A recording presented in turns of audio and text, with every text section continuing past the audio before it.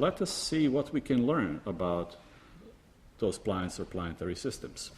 Now, all the pictures that I'll show you here are artists' impressions, right? We haven't gotten pictures like these of exosolar planets and will not for a long, long time. There are many interesting individual cases. The one that was in news recently was planet was found around the nearest stars to us, Alpha Centauri, which is actually a binary star, so it's the B component that has at least one planet going around it. So if and when someday we have interstellar travel, this will likely be one of the first destinations to go to.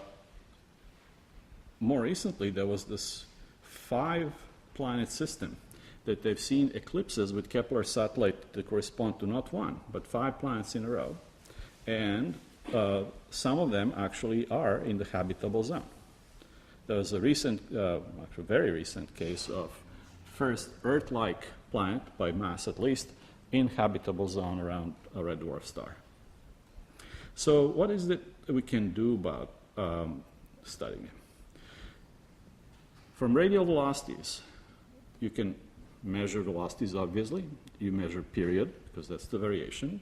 Therefore, you know what the size of the orbit is. What you got velocity, you got period.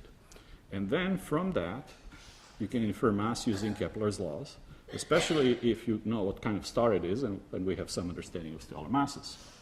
But also, depending on the shape of that radial velocity curve, is it an ellipse and how tilted it is to you, you can also infer something about the shape of the orbit. So measure eccentricities of orbits. In transits, you obviously can measure planetary radius, because it's the square of the radius that matters how much light is obscured just from the depth of the eclipse. And now, if you already had mass from radial velocity measurements, you can infer density. If you know the density, you can start making statements about possible chemical composition, like we know in our solar system, the rocky planets might have densities of the order of 5 grams per cubic centimeter, gaseous giants more like 2, and so on. And so you can start making some statements then in combination with likely temperature, since you know the radius, and distance from a star, and what could be physical state on that. If you know how far the thing is from its parent star, you can infer its temperature, again, modulo albedo. And there is a very clever trick of measuring composition of the atmosphere. I'll show you in a moment. But first, these basic quantities, the sizes and the masses. And so this is the distribution of the known exoplanets in short period orbits, periods that are like Mercury. Because planets on larger orbits takes longer time to discover them, and so there is an obvious selection effect. And distribution of their masses. You can see that planet sizes tend to pile up at the low end. This is not a surprising thing, because you expect there will be more smaller planets than the big ones. But now we know for sure, since the selection effect is against finding smaller planets, the bigger planet is easier to detect, that majority of planets in our galaxy are smaller. And the same thing applies about the masses. What's shown there for comparison are Earth, Jupiter, and Neptune. Now, what about planetary axes and shapes? Well, here there is a very strong bias to find planets on smaller orbits, because this is where you see higher radial velocities, this is where you see more often the eclipses, and so most planets that we now know are these small orbits, like within Earth's orbit radius, but we do see some further out. And so there's probably many, many more at larger distances. One surprise that came out of this is many of the exosolar planets have very eccentric orbits. Orbits of planets in our solar system are almost circles. They're very slightly eccentric ellipses. And that turns out to be actually something of an exception. And there's been a lot of interesting dynamical studies why this could be, and how the gravitational interactions, planets and their planet star can migrate planets closer in, and so on. But if there has been one important upshot of these studies, and it's this. And this is the plot of distribution of sizes.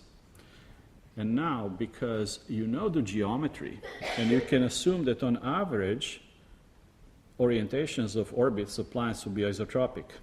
So you can make statistical statement how many there has to be in order for us to be able to see them from our direction. That's pretty simple geometry. So you can boost up the numbers using that argument. And when doing that, the estimate is that there are more planets than there are stars in the Milky Way, by at least a factor of 2. And this is a lower limit because it's based only on the stuff that we know. In other words, planets and planetary systems are very, very common. So there are at least 400 or 500 billion planets in the Milky Way. Probably many more. Now, I mentioned to you that you can measure atmospheres of exosolar planets, and that's pretty cool. Heather Knudsen here at GPS Division is one of the people working on that. And the idea there is that as the planet is transiting the disk of a planet star, some of the starlight will go through the edge-on atmosphere, and the absorption spectrum will change ever so slightly. So if you take a really high signal-to-noise spectrum of the star before or after the eclipse, and during the eclipse, and subtract the two with proper scaling to account for the dip in the transit, then you have differential absorption spectrum that's due to the planet's atmosphere alone. Now you think this is going to be really hard, and you're right. This has never been possible before until we had super high precision photometry with Kepler and large telescopes like Keck to measure the spectrum. So then, of course, everybody wants to know, well, how many of these hundreds of billions of planets can support life? And so there is a big variety of those. They tend to be a little big because that's a selection effect. But as time goes on, we keep finding more and more planets that are in their stars' habitable zones. And so in principle, they can have liquid water on their surface. What they do with that is another story. And one last thing, a relatively new discovery, and this is when gravitational microlensing really played an important role, is that there are planets with no stars. They're just loose planets floating between stars in interstellar space. And how do we know that? Well, because they can cause gravitational microlensing events, but their masses are much, much smaller than even brown dwarfs. And so if you can observe them in infrared and so on, you can infer their physical properties. And now there is maybe few of these known. And so they are planets that's just outside any planetary system. Now, how did they get there?